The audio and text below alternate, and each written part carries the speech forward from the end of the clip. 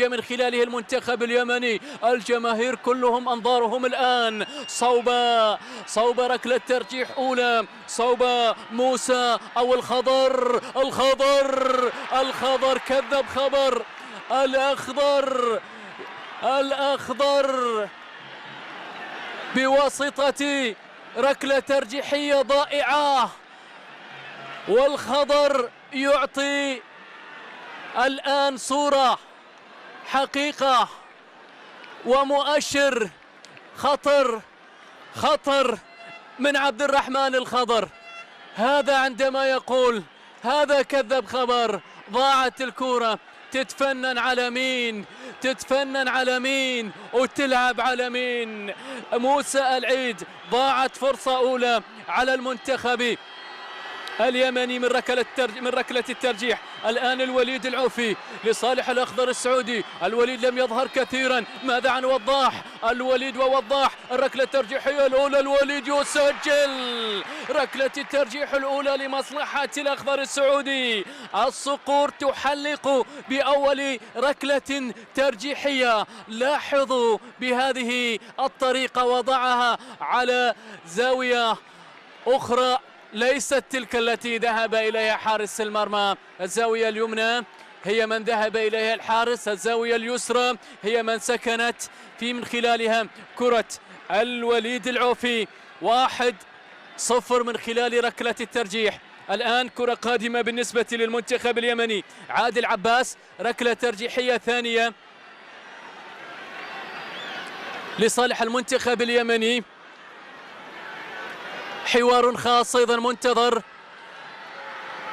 بين وليد عباس وبين موسى العيد. عباس ولكن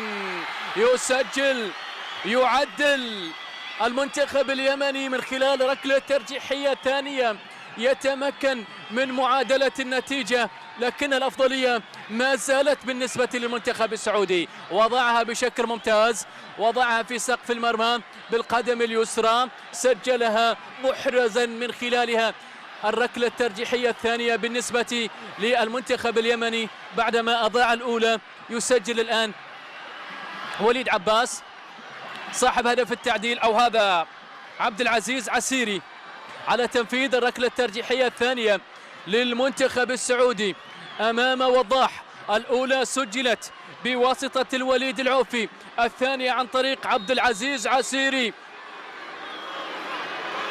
من أجل مواصلة التقدم، من أجل مواصلة التحليق للصقور الآن. لكن وضاح يتدخل. وضاح هو من يبعد، وضاح هو من يعيد المنتخب اليمني مرة أخرى إلى الواجهة.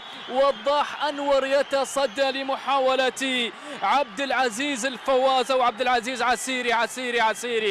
عسيري. ضاعت الكرة بتصدي كبير من جانب وضاح أنور.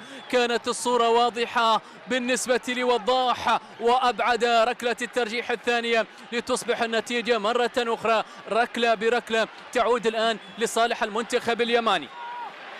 المنتخب اليمني من هو صاحب الركلة الترجيحية؟ هو هاشم الناشري. هل ينشر الفرح هاشم؟ أم لموسى العيد كلمة؟ هاشم الناشري وداها إلى صنعاء، من صلالة إلى صنعاء. أيضا ضاعت على المنتخب اليمني إلى المدرجات بهذه الطريقة بقوته، ولكن برعونته أيضا إلى خارج أرضية الملعب في الوقت الذي ذهبت من خلاله الجماهير اليمنية تساند من خلف المرمى. ضاعت الكرة والركلة الترجيحية الثالثة لكي تعود الآن لصالح المنتخب السعودي عند مختار برناوي. الثالثة للأخضر من أجل التقدم بالركلة الترجيحية الثانية. برناوي مختار، أين سيختار؟ هل يختار المرمى؟ مختار برناوي يتقدم، لا يا مختار. وضاح أيضا هو الآخر يتألق مختار لم يسجل، مختار لم يتقدم للأخضر، مختار وضعها سهلة إلى حارس المرمى وضاح أنور. هذه أوضح من الأولى، هذه أسهل من اللي ضاعت، هذه كرة لا يمكن أن تلعب بهذه الطريقة. مختار أيضا أضاع الثالثة على الأخضر السعودي لكي تعود مرة أخرى ركلة بركلة. ماذا أنت فاعل يا موسى؟ القادمة بالنسبة للمنتخب اليمني بواسطة اللاعب يونس ردمان هي الرابعة، الركلة الترجيحية الرابعة بالنسبة للمنتخب اليمني. يونس ردمان وموسى العيد، ردمان وموسى يسجل ويتقدم المنتخب اليمني لأول مرة بركلات الترجيح. المنتخب اليمني يتقدم لأول مرة بركلات الترجيح من خلال ركلة ترجيحية رابعة يسجل الثانية. يونس ردمان على يسار حارس المرمى يسجل الركلة الترجيحية الرابعة، وبالتالي 2 مقابل 1، ركلتين مقابل 1 لصالح المنتخب اليمني.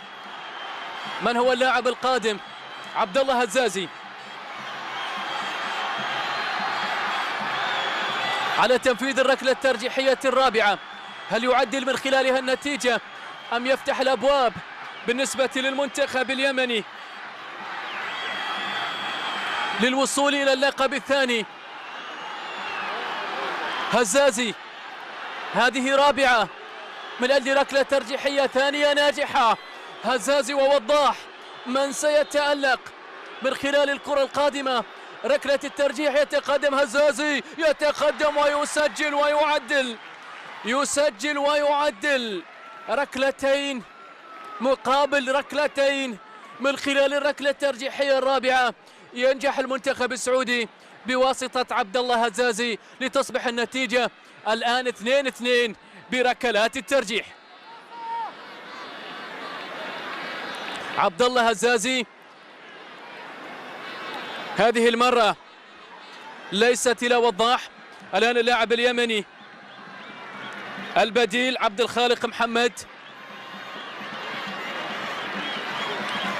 على تنفيذ ركلة ترجيحية خامسة لصالح المنتخب اليمني. عبد الخالق وموسى، عبد الخالق وموسى، يسجل عبد الخالق ويتقدم المنتخب اليمني 3-2 بركلات الترجيح. المنتخب اليمني يتقدم بواسطة عبد الخالق، وضعها أيضا في الزاوية الأخرى بالرغم من تألق الكبير موسى العيد في المباراة، لكن ركلات الترجيح حتى الآن تؤول وتذهب لصالح المنتخب اليمني.